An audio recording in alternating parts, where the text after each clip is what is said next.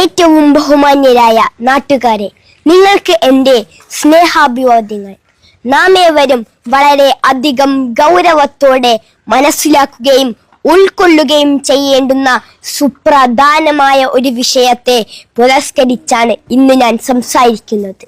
മാനവരാശി അതിൻ്റെ ആദ്യം മുതൽ ഒട്ടനവധി ദുരന്തങ്ങളും വൈതരണികളും കടമ്പകളും നേരിടുകയും ആ പ്രതിസന്ധികൾ അഖിലവും നിഷ്പ്രയാസം തരണം ചെയ്യുകയും ചെയ്തിട്ടുണ്ട്.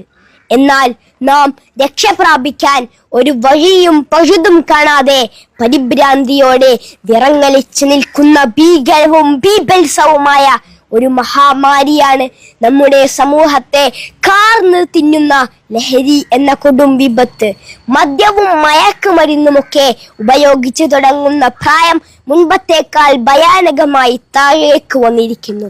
16ഉം 17ഉം ഒക്കെ ആയിരുന്നത് ഇപ്പോൾ 12ഉം 14ഉം വയസ്സായി കുറഞ്ഞിരിക്കുന്നു. ലഹരി ഉപയോഗം മാരകമായ ഒരു വിപത്തായി മാറിയിരിക്കുന്നു. ലഹരി മരുന്നിനോടുള്ള അടിമത്തം വ്യക്തിക്കും കുടുംബത്തിനും മാത്രമല്ല നാശനഷ്ടങ്ങൾ വരുത്തിവെക്കുന്നത്, മറിച്ച് സമൂഹത്തിന്റെ ആരോഗ്യവും സാമ്പത്തിക സാംസ്കാരിക സുസ്ഥിരതയും അത് നശിപ്പിക്കുന്നു. തുടക്കത്തിൽ രസത്തിനും കൗതുകത്തിനും ഉപയോഗിക്കുന്ന ലഹരി മരുന്നുകൾ തകർത്തെറിയുന്നതും കവർന്നെടുക്കുന്നതും ജീവിതത്തിന്റെ സർവ്വവർണ്ണങ്ങളെയും അഭിലാഷങ്ങളെയുമാണ്. ദൈവത്തിന്റെ സ്വന്തം നാട് എന്ന് വിളംബരം ചെയ്ത വർത്തമാനകാല കേരളത്തിന്റെ കൗമാരവും യൗവനവും ലഹരി എന്ന ചെകുത്താന്റെ കരാള കരങ്ങളിൽപ്പെട്ട് നട്ടം തിരിയുന്നു.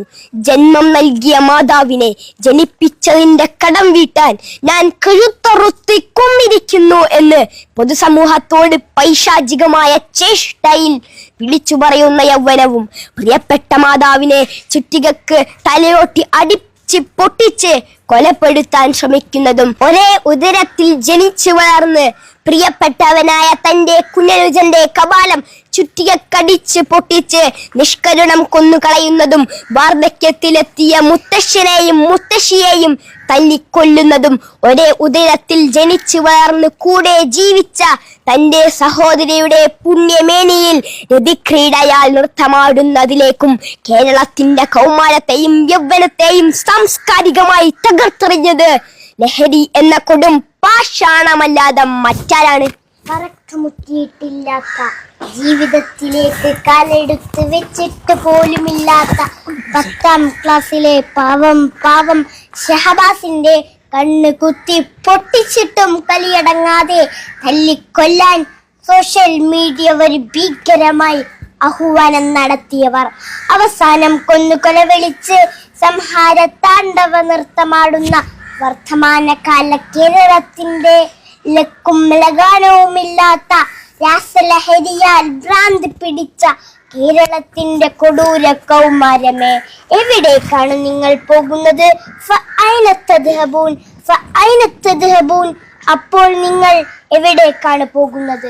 സിന്തറ്റിക് രാസലഹരിയുടെ ഉന്മാദത്തിന്റെ തമോഗർത്തത്തിൽ തകർന്നടിയും മുമ്പ് തിരിച്ചു വിളിക്കേണ്ടിയിരിക്കുന്നു.